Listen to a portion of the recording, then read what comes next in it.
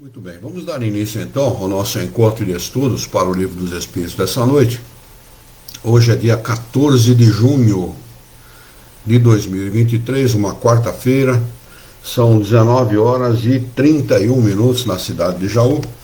Nós estamos transmitindo este encontro de estudos, sempre em nome e em homenagem à Associação Jauense de Estudos Espíritas, e nós estamos localizados na cidade de Jaú, estado de São Paulo, Brasil. Estamos transmitindo por 3 plataformas, o Google Meet, o YouTube e o Facebook. Quem quiser o link é só pedir aí por um dessas três plataformas que a gente informa, ok? Nós estamos estudando do referido livro, o livro 2º, no seu capítulo 8, Emancipação da Alma. A questão é de número 432. O item que nós estamos estudando é o sonambulismo, é o item 5, sonambulismo, questão 432. Para quem não abriu o livro, ou está abrindo o livro, questão 432. Boa noite, Cris. Cris é a minha joia. Ela usa o nome de Cris RH, lá no Facebook, a Luciana. Bem-vinda, filha. Muito bem. Na questão de número 432, Kardec pergunta aos espíritos superiores o seguinte: como explicar a visão à distância em alguns sonâmbulos? Resposta dos espíritos superiores é a seguinte: a alma não se transporta durante o sono. Desculpe, eu vou ler de novo porque é uma pergunta e eu li com uma afirmação. É uma pergunta do espírito a Kardec. A alma não se transporta durante o sono? Perguntam eles. O mesmo se verifica no sonambulismo. Quer dizer, o corpo está em estado letárgico, né? E a alma se transporta aonde ela deseja ir. E manifesta aquilo que ela está visualizando, vendo, vivenciando naquele momento com relação aos espíritos com que ela está se relacionando através do corpo. Essa é a diferença, né? Não tem nenhuma diferença, outra diferença qualquer de nós outros que não somos sonâmbulos, por exemplo. Só que nós não manifestamos o que estamos vendo através do corpo. O sonâmbulo sim. Questão de número 433. Pergunta: o desenvolvimento maior ou menor da clarividência sonambúlica? Só para explicar que clarividência não é mediunidade. O clarividente, ele vê o que está acontecendo no tempo e espaço que nós mesmos estamos vivendo. Ele não vê no futuro, nem coisa nenhuma. É no tempo e no espaço. Né? Não é mediunidade. Clarividente não é mediunidade. O clarividente vê aquilo que está acontecendo naquele momento como qualquer outro. Só que como espírito, ele vê o que está acontecendo no mundo espiritual. O desenvolvimento maior ou menor da clarividência sonambúlica depende da organização física ou da natureza do espírito encarnado. Resposta: de uma e de outra. Por que eles dão essa resposta? Porque desencarnado não tem mediunidade. Nem cachorro tem mediunidade, nem qualquer outro animal tem mediunidade, a não ser o homem. Mediunidade é uma faculdade inerente ao ser humano, ponto. A mediunidade não está no corpo, ela depende de uma organização. Qual é esta organização? Espírito, perispírito e corpo. Esse conjunto, esses três que formam esse conjunto, essa organização, espírito, perispírito e corpo, é que criam essa possibilidade do ser humano, se ele quiser, ao encarnar, de ter esta faculdade mediúnica para servir de intérprete aos espíritos. Por isso que eles respondem aqui: de uma e de outra. Há disposições físicas que permitem ao espírito libertar-se mais ou menos facilmente da matéria. Aí, neste caso do sonambulismo, depende do corpo, porque é uma facilidade ocasionada pelo corpo. Todos os espíritos se libertam da matéria durante parcialmente, é claro, porque totalmente só depois da morte, mas parcialmente durante o sono. No caso do sonâmbulo, esta libertação parcial, essa liberdade parcial, é dada com maior facilidade e ele consegue manifestar-se pelo corpo, o que não é comum aos outros, que não têm sonambulismo. Questão 434. As faculdades de que o sonâmbulo desfruta são as mesmas do espírito após a morte? Resposta: até certo ponto, pois é necessário ter em conta a influência da matéria a que ele ainda se encontra ligado. Então, o fato é o seguinte: só vai ter liberdade total depois da morte, depois de se desvencilhar do corpo físico, depois de, vamos dizer assim, sair da escravidão do corpo. O corpo sempre tem influência sobre o espírito, sempre. Não é? E para o sonâmbulo não é diferente, nem para o médium é diferente. O médium falante, o médium ouvinte, o médium de escrita.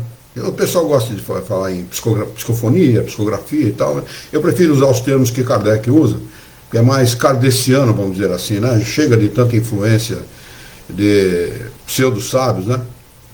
Então, o médium, mesmo ele sendo um excelente médium, ele sempre vai ter a influência do corpo, né? Então, vamos dizer assim, uma mensagem sempre é escrita a 4 mãos, só para me servir do termo mais comum, né? É sempre com o auxílio do médium também. O médium sempre interfere de alguma forma na mensagem.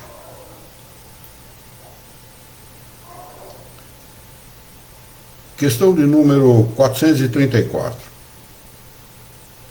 As faculdades de que o sonâmbulo desfruta são as mesmas do... Ah, não, já lemos essa aqui, né? Desculpe. Já lemos. 435. O sonâmbulo pode ver os outros espíritos? Resposta: a maioria os vê muito bem. Isso depende do grau e da natureza da lucidez de cada um. Mas, às vezes, ele não compreende de início e os toma por seres corporais. Isso acontece, sobretudo, com os que não têm nenhum conhecimento do espiritismo. Eles ainda não compreendem a natureza dos espíritos. O fato os espanta e é por isso que julgam estar vendo pessoas vivas. Pessoas vivas devia estar entre aspas aqui, né? Porque todos são vivos, né? Nós estamos encarnados e vivos. E os espíritos estão desencarnados, porém vivos da mesma forma. Quer dizer, para o espírito a morte não existe. A morte é um fenômeno biológico, fenômeno do corpo, único e exclusivamente. Não há morte do espírito, nem a segunda morte, como querem alguns. Isto é balela, não existe segunda morte. Por pior que o cara seja, por piores coisas que ele faça, não vai existir a morte do espírito nunca. Nunca. Deus criou e não criou para destruir, criou para que tivesse vida. Não vai aprender numa encarnação, não vai aprender na segunda, na terceira, na quarta, na milésima hora aprende. Porque a lei é de progresso. Progredir sempre, tal é a lei. Kardec comenta o seguinte a respeito desta resposta dos espíritos. A Lu está comentando aqui um negócio interessante, é a mesma coisa que comentou a Isabel a semana passada. Pela transmissão do Facebook eu consigo ouvir o Alexandre. É isso mesmo, filha. Na semana passada aconteceu o mesmo com a Isabel. Kardec comenta: o mesmo efeito se produz no momento da morte, entre os que ainda se julgam vivos. Nada ao seu redor lhes parece modificado. Os espíritos lhes aparecem como tendo corpos semelhantes aos nossos. E eles tomam a aparência de seus próprios corpos como corpos reais. Quer dizer, o corpo do espírito é real para quem acaba de desencarnar e não tem conhecimento de doutrina espírita e ainda está muito materializado, para o espírito é.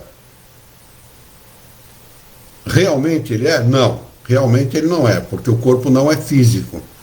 O corpo é uma criação mental do espírito, ele dá aquela conformação, aquela aparência ao corpo por vontade, por imposição do seu próprio pensamento. Ele impõe aquela situação e vai surgir, vai aparecer para quem quer que seja, encarnados ou desencarnados, com aquela aparência. Porque ele tem com isso um objetivo: fazer-se reconhecer. Este é o propósito da aparência que o espírito se dá. Normalmente é muito comum a gente ouvir pessoas dizer o seguinte: sonhei com meu pai, sonhei com a minha mãe e eles me pareciam mais jovens. É muito comum isso, não é? Por quê? Porque realmente o espírito, que depois que desencarna, ele se sente tão bem, ele está tão bem como desencarnado, ele deixa de ser um escravo do corpo para ser um espírito liberto da matéria. E ele vai estar numa situação tão confortável, tão melhor do que aquele estava, que ele vai surgir para as pessoas que ele conhece com uma aparência muito semelhante à que ele tinha como encarnado, mas não exatamente como. Ele vai ser identificado pelo encarnado, não é? Que está sonhando com ele, na realidade é uma vidência, não é? Mas com uma aparência semelhante à que ele tinha, mas rejuvenescido normalmente.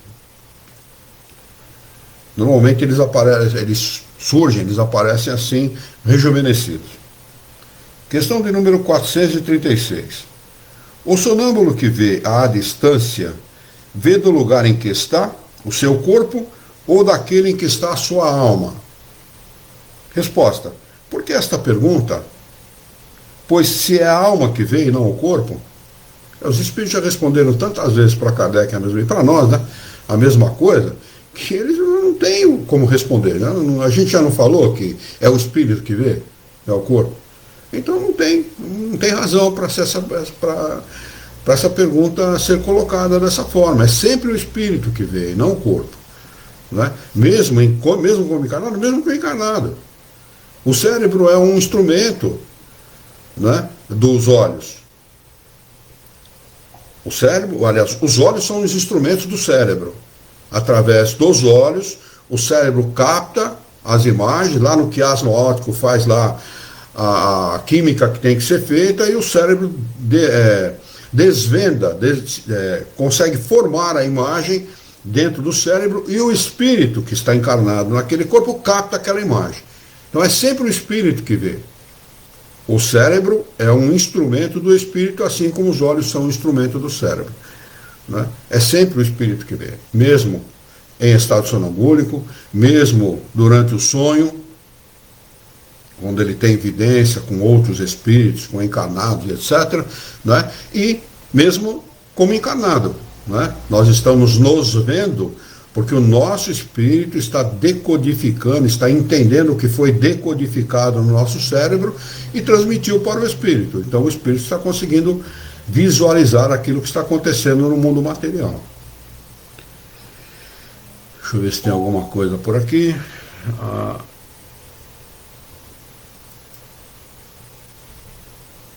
Deixa eu ver se tem alguma coisa no Facebook. Tá bom. Questão de número 436.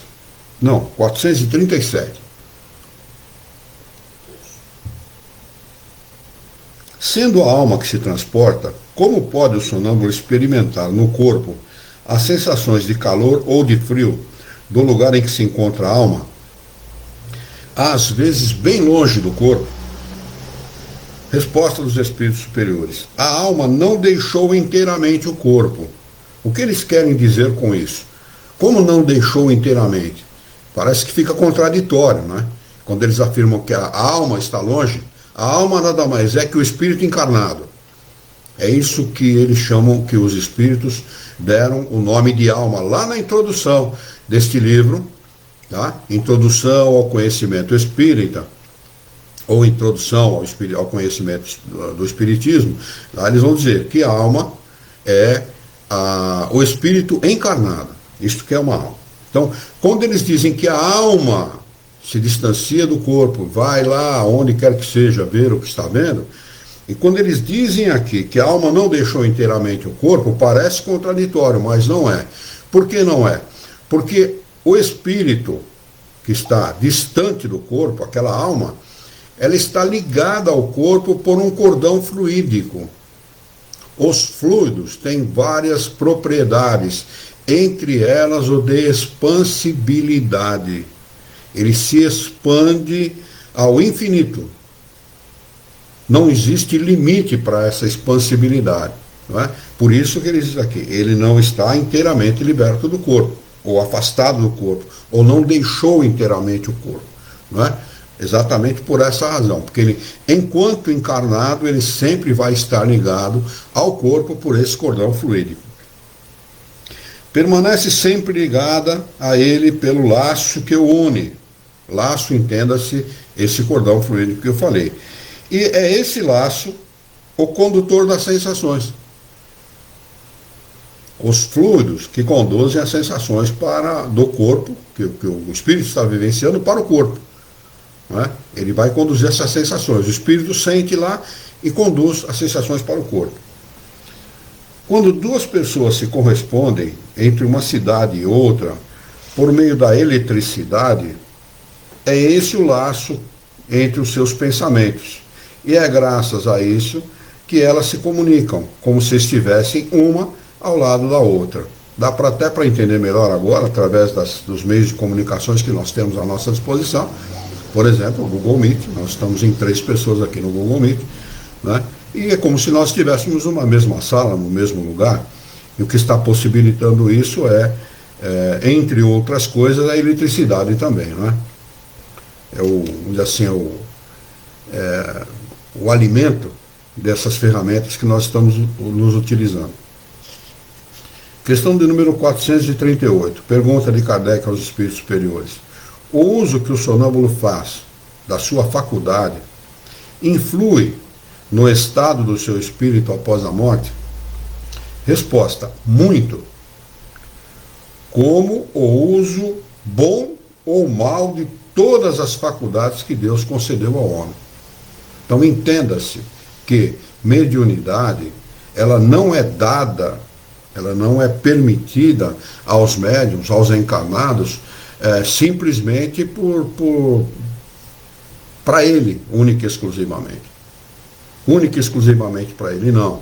A mediunidade, ela é dada para promover o progresso geral, o progresso de todas as pessoas. O progresso da humanidade. Mediunidade tem esse propósito. Tanto que foi através da mediunidade que nós conhecemos hoje a doutrina espírita. Um bom observador, Kardec, Hippolyte Léon Denis Arrivai, né? Um bom pesquisador, Hippolyte Léon Denis Arrivai, um homem sério, que com perguntas sérias e com um propósito definido, conseguiu trazer esta ciência para nós até hoje, através da mediunidade, de médiuns sérios, que não visavam a mediunidade para se engrandecer por vaidade, por orgulho, ou por qualquer outra paixão humana. O propósito da mediunidade dessas pessoas e muitos outros médiuns sérios é sempre trabalhar em benefício da humanidade. E isso é assim que deve ser usada a mediunidade, como qualquer outra faculdade. A inteligência é um atributo humano. O pensamento é um atributo humano. Quantas pessoas não usam desses atributos para prejudicar, para transmitir coisas equivocadas, para promover o mal, para promover coisas que a gente não tem nem condição de expressar aqui através de palavras de tão absurdas que são, né? A Maria Cláudia está conosco. Seja bem-vinda, Maria Cláudia. Boa noite para você também. E assim são todas as outras faculdades humanas, né? Que estão à disposição do homem, sempre com o propósito definido de promover o progresso dele e o progresso geral, o progresso de todos, não única e exclusivamente dele. Então, mediunidade não é um dom, A mediunidade é uma faculdade que permite ao encarnado, que a possui, como mediunidade ostensiva, servir de intérprete aos espíritos. Todos nós, de uma forma geral, né, generalidade, somos médiuns. Por quê? Sofremos a influência dos espíritos. Todos sofrem, indistintamente. Ah, eu não sofro sim. Os espíritos estão no meio de nós, influenciando mais do que nós imaginamos. Kardec faz essa pergunta para os espíritos, eles respondem, eles influenciam muito mais do que vocês imaginam. E muitas vezes eles é que conduzem a vida do encarnado. Dependendo do que o encarnado pensa, do que o encarnado faz, eles é que conduzem a vida do encarnado. Então, eles influenciam sim a todos, indistintamente, independentemente de crerem ou não nos espíritos, de crerem ou não na doutrina espírita. A realidade, ela não está atrelada na crença humana, ou no fato do ser humano acreditar ou não no que quer que seja. A realidade é a realidade. No tempo de Jesus, os espíritos permeavam a sociedade em que ele vivia, e eles lidavam a todo momento com os espíritos, a todo momento.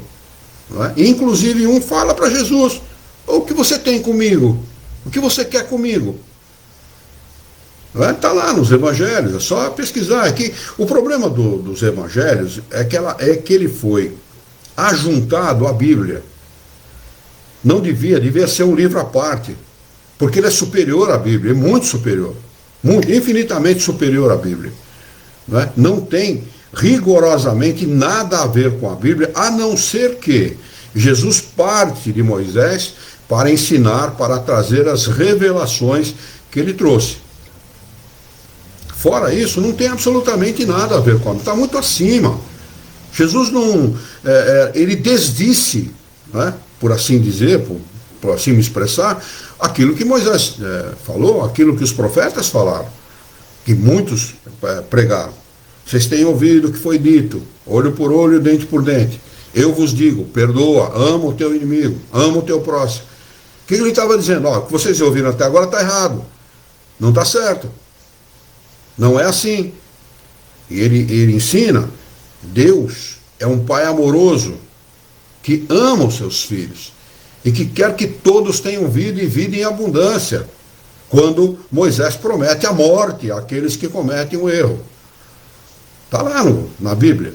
Não é? A Bíblia é uma reunião de livros, mas este livro, o Evangelho de Jesus, deveria estar completamente à parte, porque ele é um livro à parte.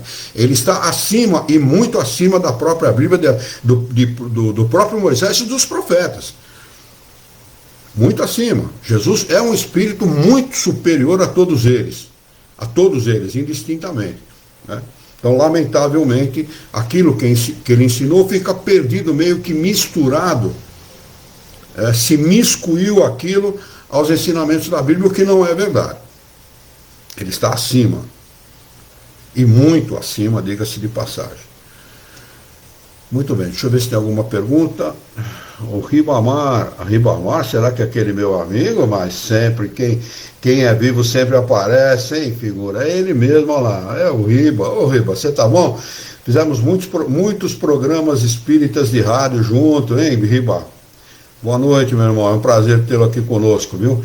E a Tieta também está conosco. Ela está dando uma boa noite a Maria Cláudia, uma boa noite a todos também, e nós desejamos uma boa noite a ela. Seja bem-vinda, minha amiga. Boa noite, Riba, mais uma vez. Prazer estar conosco. Prazer estar com você e você estar conosco. Muito bem, vamos começar um novo item, é o item de número 6. O título desse item é êxtase. Ele vai traçar aqui a diferença, ele vai explicar a diferença entre êxtase e sonambulismo. Questão de número 439. Pergunta de Kardec aos espíritos superiores. Qual é a diferença entre o êxtase e o sonambulismo? Resposta. O êxtase é um sonambulismo mais apurado, mais aprofundado. Chega a dar a aparência de morte ao corpo daquele que está em êxtase. Foi explicado no começo deste capítulo. A alma do estático é mais independente. Ela está sob menor influência do corpo. No caso do sonâmbulo, a influência do corpo é maior sobre a alma, sobre o espírito. No caso do estático, a influência do corpo sobre a alma, sobre o espírito é menor. Questão de número 440. O espírito do estático penetra realmente nos mundos superiores? Resposta: sim. Ele os vê e compreende a felicidade dos que os habitam. E é por isso que desejaria permanecer neles. Isto é um perigo, vocês vão ver na frente. Vocês vão ver logo à frente. Isto é muito perigoso para o estático. Chega ao ponto de não querer voltar para o corpo. Se ele não estiver sendo bem conduzido naquele seu fenômeno, no fenômeno que ele está vivenciando, ele chega a não querer voltar. Né? Mas há mundos inacessíveis aos espíritos que não estão bastante depurados. Ele vai a mundos bons, a mundos felizes, mas não a mundos perfeitos, é claro. Né? Existe um limite para os espíritos imperfeitos como nós.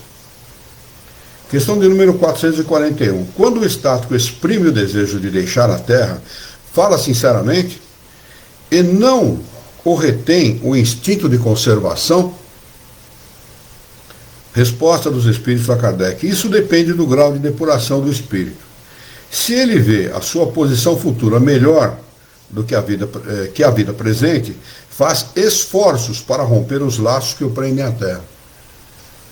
Ele chega a perceber que a situação dele no futuro será melhor que aquele que está vivendo, e ele se esforça grandemente para deixar o corpo, ou seja, para morrer fisicamente, não é? Para poder estar naquele estado que ele está visualizando, que é o estado futuro dele.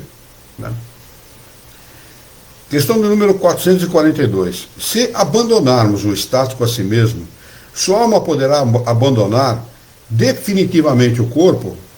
Resposta dos espíritos: sim, ele pode morrer. E é por isso necessário chamá-lo por meio de tudo o que pode prendê-lo a este mundo, apelar à família, aos filhos, à esposa, à mãe, ao pai, a tudo que ele ama, né? Volta, porque senão ele não volta mesmo. Eu não sei se vocês, já aconteceu comigo uma única vez na minha vida, de desmaiar. Eu fiquei desmaiado por uns 10 segundos, não passou muito disso. É a coisa mais gostosa do mundo. A coisa mais deliciosa do mundo. Eu nunca senti uma sensação tão agradável quanto aqueles 10 segundos que eu fiquei desmaiado. Eu nunca tinha desmaiado na minha vida, não sabia como era. Vi minha mãe desmaiar muitas vezes, mas eu nunca tinha desmaiado. Então eu imagino que estes seres, esses encarnados que têm esta condição, né, de permanecer em um estado estático, né, eles devem sentir um prazer imenso de estar em lugares muito bons, né? Em mundos muito bons, em mundos onde a felicidade é plena, né? E não como o nosso, né? A felicidade aqui nunca é plena, sempre nós temos alguma preocupação, sempre existe alguma alfinetada da vida em nós para nos tirar daquele momento de felicidade que nós estamos vivendo, né? Então ele diz assim: é preciso chamá-lo por meio de tudo que pode prendê-lo a este mundo, sobretudo fazendo-lhe entrever que, se quebrasse a cadeia que o retém aqui, seria esse o verdadeiro meio de não ficar lá onde vê que seria feliz. Quer dizer, ele está vendo lá naquele lugar que ele está, como estático, separado do corpo, distante provavelmente, em outro planeta, que no futuro ele vai para lá, no futuro o destino dele é lá. Ele se sente tão bem, tão feliz, que ele não quer retornar. Só que é preciso chamá-lo e conscientizá-lo de que, se ele não voltar, aí que ele não vai mesmo. Porque ele está cometendo um suicídio voluntário. Porque isso seria um suicídio, né? Sim, seria. Você tem o seu direito de tirar a vida, né? É verdade. Tem que tomar muito cuidado com isso. É verdade. Ele não poderia. Aliás, nenhum de nós tem o direito sobre a vida, né? De ninguém, muito menos a nossa, né? A vida e a morte pertencem a Deus, única e exclusivamente. É dele, né? É do soberano Senhor esta prerrogativa. Então é por isso que precisa chamá-lo, porque qualquer um de nós que, por meios ou atos, cometermos, ou desregramento de qualquer tipo, cometermos um ato que abrevie a nossa existência, vamos responder por isso. Nós encarnamos, e está previsto para a nossa encarnação um determinado tempo. Você vai viver lá 70 anos, 80 anos, 90, quanto o espírito necessitar naquela encarnação para poder progredir. Se ele está programado para ficar encarnado 50 anos e desencarnar com 30, 35, 40 anos, ele vai ter que responder por esses outros 20 que faltaram. Vai ter que responder. É um ato de responsabilidade que pesa sobre o espírito, né, se ele cometeu algum abuso nesse sentido. Cigarro, álcool, excesso de comida, falta de descanso, enfim, tudo que a gente conhece, né, na nossa vida, que poderia abreviar a vida, é responsabilidade do encarnado. Né? Alguma dúvida sobre isso que a gente comentou? Porque isso pode ser um pouco polêmico às vezes, né, dependendo de quem está ouvindo, mas se tiver alguma pergunta, alguma dúvida, nós estamos à disposição.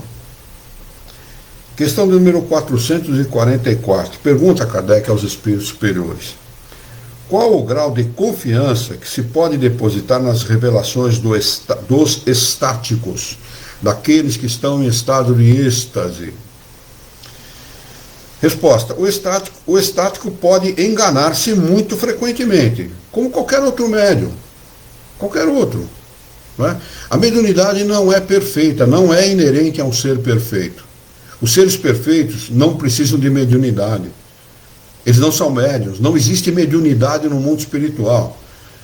Por favor, estudem Kardec. Tanta gente fala tanta bobagem a respeito de mediunidade, fala tanta coisa equivocada a respeito de mediunidade, não precisa ficar perdendo tempo com bobagem, com coisas criadas por mentes que ficam aí alucinadas a respeito das coisas que veem, que ouvem, e que ouvem, acham bonito e acabam repetindo. Né? Não existe mediunidade no mundo espiritual, assim como não existe animal no mundo espiritual. Para quem queira saber, questão de número 600 do Livro dos Espíritos, onde ele vai dizer que o animal reencarna quase que imediatamente. Então não existe animal no mundo dos espíritos. Por favor, estudem Kardec, eu peço mais uma vez. Em Kardec é que reside todo o ensinamento espírita, porque isto foi ensinado pelos espíritos superiores e não pelos médiuns, ou através de romance. A obra de Kardec é uma obra fruto de pesquisa, é uma obra científica. Observação e pesquisa, para se deduzir as leis que regem determinados fenômenos. Kardec conseguiu, através da sua observação e das suas pesquisas, destruir tudo aquilo que ligava os fenômenos mediúnicos ao maravilhoso e ao sobrenatural. Então, por favor, estudem Kardec.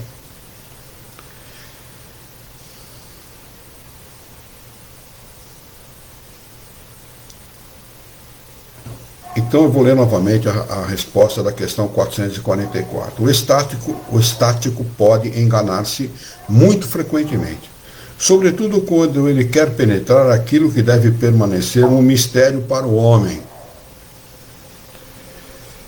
Porque então se abandonará às próprias ideias ou se torna joguete de espíritos enganadores. É isso que acontece com uma boa parte dos médiuns vaidosos, orgulhosos, que fazem da mediunidade uma maneira de projetar-se socialmente. Tem muita gente assim no meio espírito. O meio espírito está contaminado por esse tipo de gente, não é?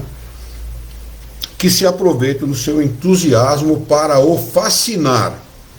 A fascinação é um dos estágios da obsessão. Aliás, o pior estágio é o estágio em que o ser humano, o encarnado, não admite crítica e não admite qualquer observação sobre o seu trabalho como médium. Ele está fascinado. Né? A pior mediunidade, a pior obsessão que existe é a fascinação.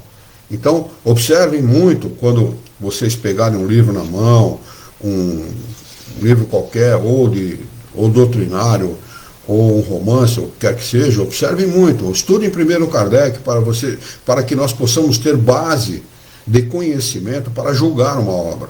É preciso, nós, espíritas, o espiritismo não tem índex, ou seja, relação de livros proibidos. Quem tem isso é a Igreja Católica. Eu lembro quando fiz a primeira comunhão, a mamãe me colocou para fazer a primeira comunhão, e a professora da minha primeira comunhão disse para mim assim, olha, eu era garoto, era uma criança, 8 anos, 9 anos, falou, olha, quando você for ler qualquer livro católico, primeira coisa, você vai lá na primeira página e observe este selo, onde está escrito imprimatur, que em latim significa imprima-se, que é um selo dado pela Santa Sé, por Roma, autorizando imprimir aquele livro. É um livro autorizado pela Igreja Católica, pelos mandantes da Igreja Católica. Isso não existe dentro da doutrina espírita. O espírita deve ler todo e qualquer livro, mas primeiro a base. Primeiro, as obras básicas, que são fundamentais para o conhecimento da doutrina. Sem este conhecimento básico, nós não somos espíritas. Nós somos admiradores do espiritismo ou reencarnacionistas.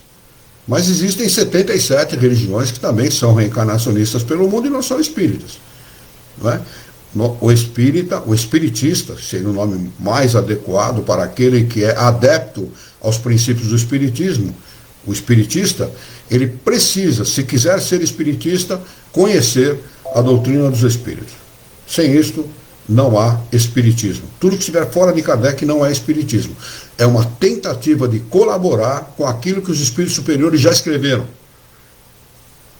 Tá bem? É sempre assim.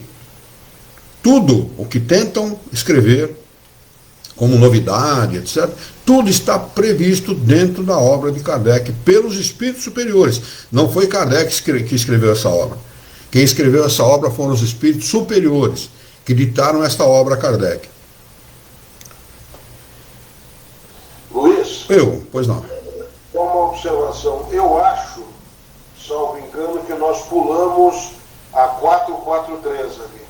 443 foi pulada? Eu acho que foi. A gente volta nela. Nós temos a Cleone, que está conosco, boa noite para você também. O Evaldo Oliveira está conosco, boa noite, Evaldo, seja bem-vindo. Todos vocês, é um prazer tê-los a todos aqui conosco. Então vamos voltar lá na 443, questão 443 do Livro dos Espíritos. Há coisas que o estático pretende ver e que não são evidentemente o produto de uma imaginação excitada pelas crenças e pelos preconceitos terrenos. Tudo o que ele vê não é então real? Resposta: o que ele vê é real para ele. Mas, como seu espírito está sempre sob a influência das ideias terrenas, ele pode ver à sua maneira, ou melhor dito, exprimir numa linguagem de acordo com os seus preconceitos e com as ideias em que foi criado, ou com as vossas, a fim de melhor se fazer compreender. É sobretudo nesse sentido que ele pode errar. Bom, é nisso que nós todos erramos, né? Indistintamente. Nós sempre falamos segundo os nossos conhecimentos. Nós sempre falamos segundo os nossos preconceitos. Ah, mas eu não sou preconceituoso. É sim, de alguma forma, nós, espíritos imperfeitos, temos algum preconceito de alguma coisa. Tudo que está fora da nossa maneira de pensar, da nossa maneira de ver o mundo, da nossa ótica, não é? Nós muitas vezes rechaçamos. Não é? Aí a grande vantagem de termos um mestre como nós temos, Hippolyte Léon Denisard Rivail, que não tinha preconceito de nada, nem de coisa nenhuma, era um positivista no sentido de ver as coisas de um ponto de vista mais elevado, não é? E conseguiu escrever a doutrina espírita, conseguiu traduzir aquilo que os espíritos superiores ensinaram por conta disso, pela sua inteligência, pelo seu raciocínio, racionalidade, pela sua seriedade, ele conseguiu traduzir dessa forma. Muito bem, vamos lá. Questão 445. Quais as consequências que se pode tirar dos fenômenos do sonambulismo e do êxtase? Não seria uma espécie de iniciação à vida futura? Resposta dos espíritos superiores. Ou, melhor dito, e a vida passada é a vida passada e a vida futura que o homem entrevê. A gente tem que lembrar o seguinte, quando eles falam da emancipação da alma, no começo desse capítulo, eles dizem que durante o sono do corpo físico, o espírito pesquisa no passado e no futuro. O estático e o sonambúlico não fazem diferente. Nós fazemos isso e não nos lembramos. Durante o sono do corpo físico, o que para todos nós é comum, todos nós fazemos isso, independentemente de crer ou não na doutrina espírita, de aceitar ou não os princípios espíritas, de ser da religião que for ou não ter religião nenhuma, todos nós emancipamos a nossa alma durante o sono do corpo físico. Nessa emancipação, nós pesquisamos no passado e no futuro. Qual o propósito disso? Progresso. Nós vamos lá ver o que fizemos de coisas equivocadas no passado, vamos pesquisar no futuro para saber como nós temos que fazer para melhorar, né? E vamos imprimir isso na nossa existência, na nossa vida. É assim que as coisas funcionam para o espírito. O encarnado, ele tem preocupações inerentes à vida como encarnado. O espírito tem preocupações com o futuro, com o progresso do seu espírito.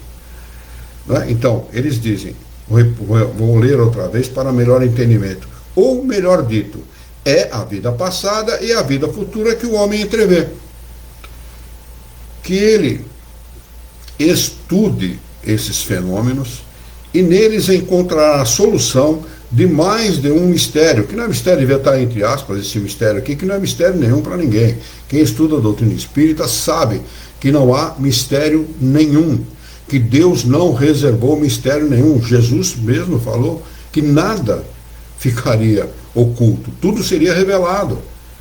Nós somos filhos de um Deus amoroso, de um Pai amoroso, de um Pai que ama a sua criação.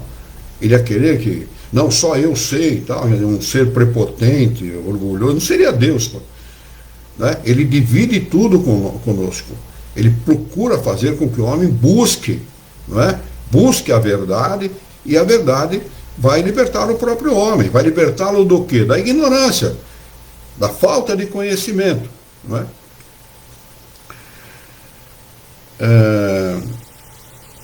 Mais de um mistério que a sua razão procura inutilmente penetrar. Questão 446 e última deste item é a seguinte: os fenômenos do sonambulismo e do êxtase poderiam acomodar-se ao materialismo? Resposta: aqueles que os estuda de boa fé e sem prevenções não pode ser materialista nem ateu. Não há como. Porque, em última análise, quando se estuda a emancipação da alma, o homem está estudando não aquilo que está no corpo, mas aquilo que está fora dele. O que está fora dele? O que o materialista sabe disso? Nada. O que o ateu acredita nisso? Absolutamente nada. Também. Ele não pode transcender, porque tanto para o materialista como o ateu só existe essa vida. Só existe esta situação, única e exclusivamente. A morte é o fim de tudo. E para o materialista nada vai além da matéria. Então como ele pode transcender? Como ele pode entender aquilo que está fora da matéria? Então se ele estuda isso, ele simplesmente vai deixar de ser materialista ou deixar de ser ateu forçosamente. Não há como permanecer materialista nem ateu com o estudo da obra de Kardec. Da obra dos Espíritos Superiores, melhor dizendo. Item de número 7, dupla vista. Alguém tem alguma dúvida a respeito daquilo que nós estudamos, ou quer acrescentar alguma coisa? Nós vamos passar para o próximo item, se ninguém tiver dúvida nenhuma, ok? Questão 447. O fenômeno designado pelo nome de dupla vista, aqui tem um rodapé, que é uma nota do professor José Herculano Pires, que diz o seguinte: Kardec utilizou as duas expressões, segunda vista e dupla vista, com evidente preferência pela primeira, ou seja, a segunda vista. Em português, sendo mais comum a dupla vista, demos preferência a esta. Então, para Kardec é segunda vista, ok? O fenômeno designado pelo nome de dupla vista, ou segunda vista, tem relação com o sonho e o sonambulismo? Resposta dos espíritos superiores a Kardec. Tudo isso não é mais do que uma mesma coisa. Isso a que chamas dupla vista é ainda o espírito em maior liberdade, embora o corpo não esteja adormecido. A dupla vista é a vista da alma. É aquilo que ele vê fora do corpo. Quando a gente sonha, e sonha com alguém, com alguma paisagem, com um grupo de pessoas, nós estamos tendo uma dupla vista, uma segunda vista, perfeitamente. É isso mesmo. Concatenar aquilo que ele fazer as ligações lógicas daquilo que a gente está vendo é outra coisa, né? Não há como ter fazer uma análise lógica de um sonho, porque o sonho, o nosso cérebro capta partes dos sonhos, né? Então a coisa fica dissonante. Nós não temos como entender aquilo de forma lógica. Mas para o espírito tem toda a lógica do mundo, e aquilo que a gente viu ao longo do sonho é uma dupla vista, uma segunda vista, como vocês querem. É o espírito que vem, não o corpo. Questão 448. A dupla vista é permanente? A faculdade, sim. O seu exercício, não. Nos mundos menos materiais que o vosso, os espíritos se desprendem mais facilmente e se põem em comunicação apenas pelo pensamento. Olha que coisa extraordinária, né? Que felicidade seria viver uma situação como essa. Sem excluir, entretanto, a linguagem articulada. Também, a dupla vista é, para a maioria, uma faculdade permanente. Seu estado normal pode ser comparado ao dos vossos sonâmbulos lúcidos. E essa é também a razão por que eles se manifestam a vós mais facilmente do que os encarnados com corpos mais grosseiros. Então, em mundos superiores, em mundos felizes, essa situação é uma situação convencional, uma situação comum a todos os espíritos, né? Eles têm esta faculdade num grau bastante elevado e vivem desta forma, comunicando-se pelo pensamento, sem a extinção da linguagem articulada, mas eu creio que na maioria das vezes pelo pensamento, e a dupla vista, ver os espíritos, comunicarem-se com eles, entreterem-se com eles, aprender com eles, isso é uma coisa natural para eles. Para nós, ainda, para muita gente, são fantasmas, lugar mal assombrado e essas bobageiras todas que falam aqueles que não têm conhecimento da doutrina, não é? Tanto isso é verdade que quando morre alguém da família, alguém muito amado, tem gente que fica com medo daquele amado que acabou de desencarnar, o pai, a mãe, tem medo de ver, tem medo de... né? É um absurdo isso, mas é verdadeiro. Falta de conhecimento, apenas isso. Apenas isso. Um ser muito amado, ele continua amado e fazendo bem para nós, com corpo ou sem corpo físico, independentemente de qualquer situação. Continuam sendo nossos amados e nós os seus amados. Não tem diferença nenhuma. Aliás, pelo contrário, acho que nos amam com muito mais qualidade do que nós os amamos, porque tem uma visão mais ampla da vida, mais ampla da realidade. Visão essa que nós não temos, né? Que está completamente desfocada pela inibição que causa ao espírito o corpo físico. Questão 448. Desculpe, nós já lemos, inclusive, a resposta. 449. Pergunta Kardec: a dupla vista se desenvolve espontaneamente ou pela vontade de quem a possui? Resposta: na maioria das vezes ela é espontânea, mas a vontade também muitas vezes desempenha um grande papel. Assim, podes tomar, por exemplo, certas pessoas chamadas leitoras da sorte, algumas das quais possuem essa faculdade de dupla vista, e nisso a que chamais visão. Olha, muita gente não valoriza, e tem muito malandro nesse meio também, que diz que lê a mão, e lê isso, e lê aquilo e tal. E tem muito malandro que o objetivo na maioria das vezes, uma boa parte delas, é ganhar dinheiro com isso. Mas eu conheci uma pessoa que fez isso, não é? Uma vez comigo, e realmente eu não dei bola para o que aquela pessoa falou na hora e tal, mas depois as coisas foram se confirmando ao longo da vida. E ela tinha toda a razão, era uma japonesinha, pequenininha, novinha na época, né? Baixinha, né? 1,5 m no máximo. Mas a japonesinha falou, eu estou aprendendo alemão, deixa eu ler a sua mão. Eu falei, pode ler e tal, não vou dizer que não, né? Maltratar essa pessoa por conta disso. E ela leu, falou um monte de coisa, eu era jovem na época, né? 15, 16 anos. E tudo aquilo que ela falou, uma boa parte daquilo que ela falou, que eu me lembrava, se confirmou ao longo da minha vida. Então chama-se, isso tem o nome, dupla vista, ou segunda vista. Né? Questão de número 450. A dupla vista é suscetível a se desenvolver pelo exercício? Resposta sim. O trabalho sempre conduz ao progresso. E o véu que encobre as coisas se torna transparente. O que ele chama de coisa nada mais é que o mundo dos espíritos, né? O mundo dos desencarnados. Questão 450A. Pergunta. Esta faculdade se liga à organização física? Resposta. Por certo. A organização desempenha o seu papel. Há organizações que se mostram refratárias. Então, mediunidade é inerente ao encarnado e nunca ao desencarnado ou aos animais. Animal não tem mediunidade. Ah, mas o cavalo viu um espírito. Viu mesmo. Só que o viu materializado.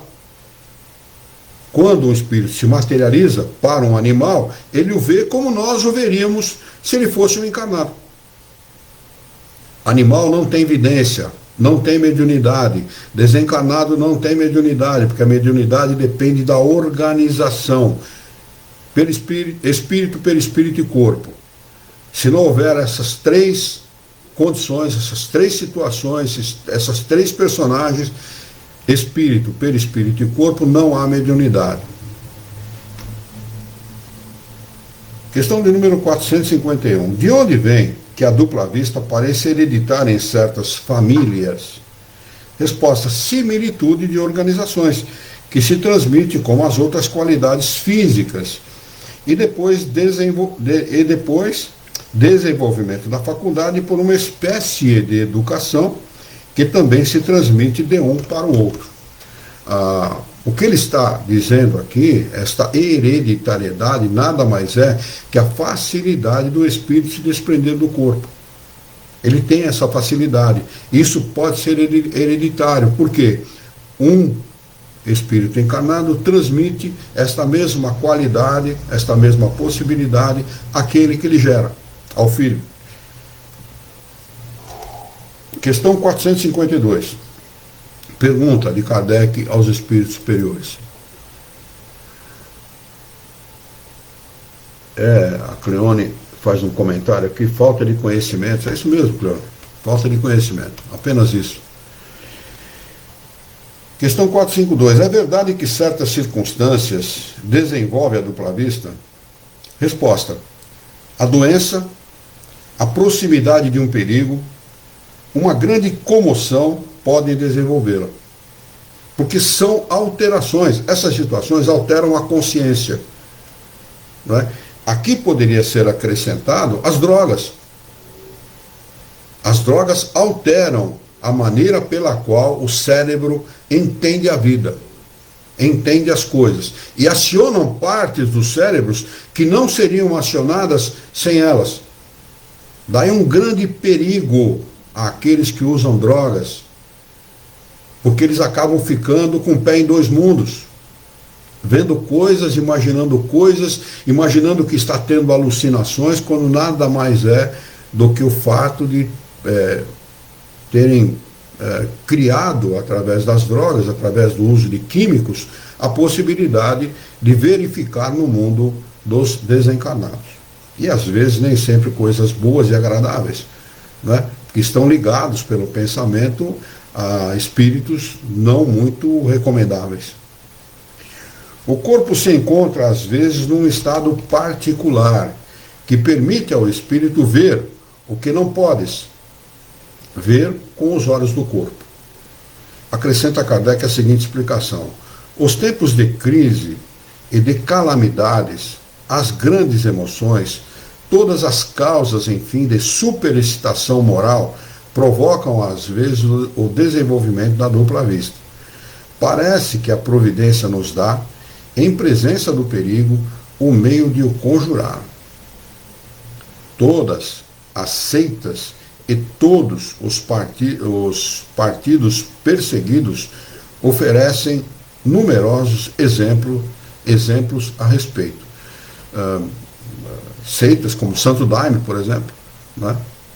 Eu conheço uma pessoa aqui da região nossa aqui que tomou o Santo Daime, que viu coisa que não quer saber de tomar outra vez, não. Imagine, ela não me contou, também não especulei, né? Mas ela disse que viu coisas que ela não gostaria de ver outra vez. Quer dizer, não deve ter sido boa coisa, não deve ter sido agradável para ela. Mas o Santo Daime, aquele chá, né? Tem esta condição, essa situação de superexcitação da mente, e faz com que o espírito, o encarnado que o ingere, acabe vendo coisas que muitas vezes ele não gostaria. Segundo o que ela me contou, o espírito guia dela falou através de um médium: eu não falei para você não fazer isso? Tinha avisado ela que ela não deveria tomar o tal do chá, mas como o papai e a mamãe nunca normalmente são atendidos nas suas solicitações, e nem o espírito guia, porque se fosse atendido a gente não cometeria tanta burrice, né?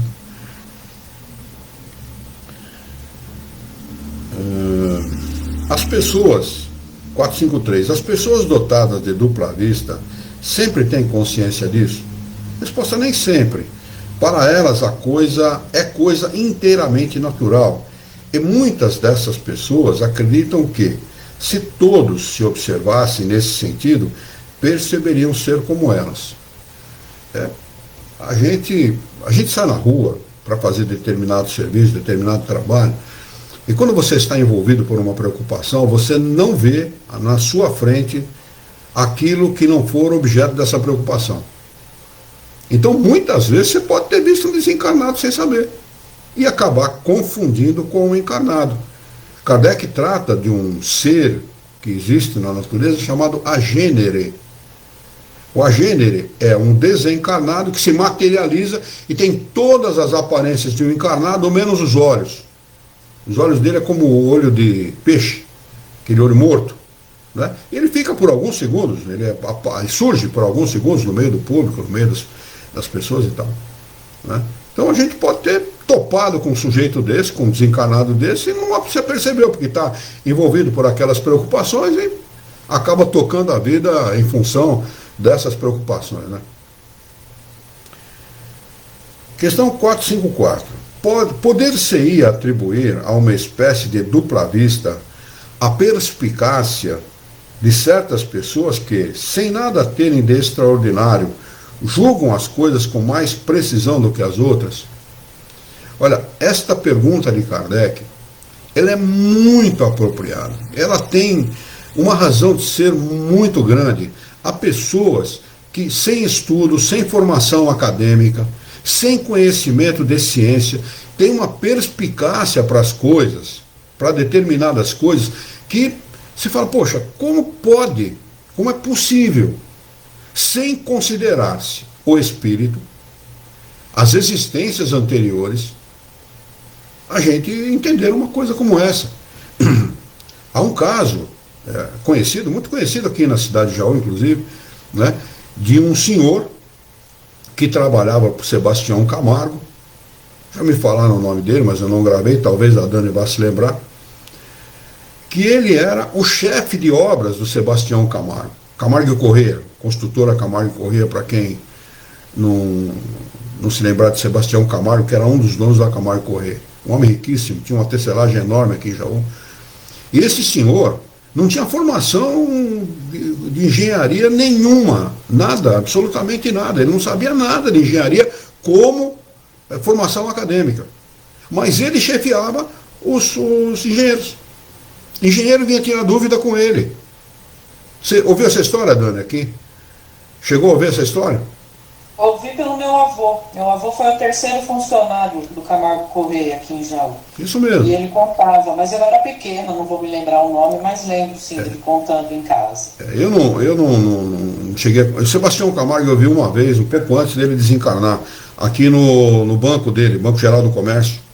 Isso. Aquele prédio da esquina, lindo, um prédio extraordinariamente lindo, bem construído, bem elaborado, uma obra de engenharia aquele prédio. Eu cheguei a entrar várias vezes dentro daquele prédio, por dentro é mais bonito que por fora.